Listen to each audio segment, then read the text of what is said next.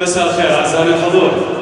طبعا بالبداية أرحب بكم ونستغل هاي الفرصة ونهنئ الأخ مازن بافتتاح شركة إيراكي إيفنتس UK.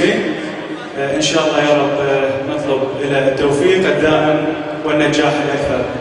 قولوا آمين. يستاهل أخ مازن. طبعا نشكرهم بدورنا.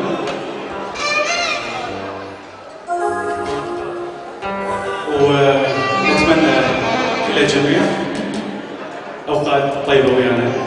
هاي الأمسية الحلوة اللي راح يصاحبنا زميلنا الفنان العراقي المبدع أمير الحب هيثم يوسف. يساعد تحية كبيرة.